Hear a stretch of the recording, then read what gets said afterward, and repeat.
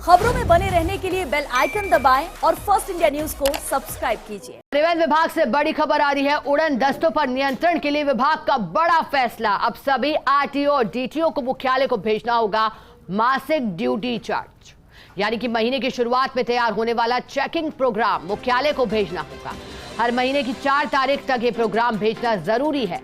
इस चार्ट के आधार पर ही की जाएगी परिवहन मुख्यालय के स्तर पर सघन निगरानी। अभी तक आरटीओ और डीटीओ नहीं भेजते थे इसके बारे में मुख्यालय को कोई सूचना, लेकिन यहां से परिवर्तन की लहर उठी है। लेकिन अब देखना होगा कि परिवर्तन के बाद कितना फायदा परिवहन विभाग को पहुंचता है और जो व्यवस्थाएं बनी हुई थी उन व्यवस्थाओं में किस तरह का परिवर्तन इस आदेश के जारी होने के बाद देखा जाता है।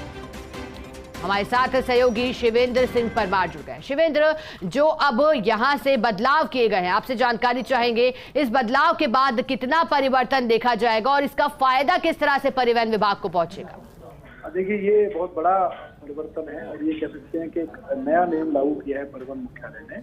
और इसकी जरूरत इसलिए पड़ी सिखा कि जो परिवहन आयुक्त हैं कन्हैया लाल स्वामी, उनको लगातार इस तरह की शिकायतें मिल रही थी कि आरटीओ और डीटीओ जो मासिक चेकिंग प्रोग्राम बनाते हैं, वो जो तय करते हैं कि कौन सा उड़न दस्ता कहाँ चेक करेगा, उसमें महीने के बीच बीच में अपने हिसाब से बदलाव करते रहते हैं।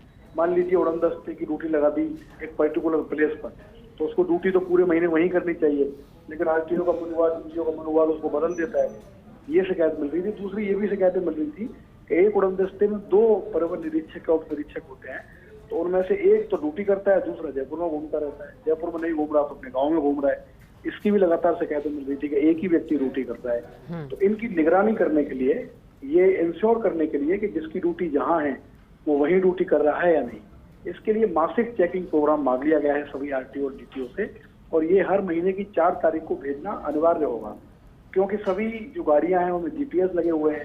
तो अब ये उम्मीद जताई जा रही है कि परिवहन मुख्यालय जीपीएस के जरिए सभी उड़न दस्तों की मॉनिटरिंग करेगा कि जहां का रूट चार्ट हमारे पास आया है, जहां का चेकिंग प्रोग्राम हमको मिला है पूरे महीने का, क्या वहीं पर संबंधित उड़न दस्ता, परिवहन निरीक्षक या उप निरीक्षक ड्यूटी कर रहा है या नहीं कर रहा। और अगर ऐसा नहीं होगा तो वो कार्रवाई कर सकेंगे।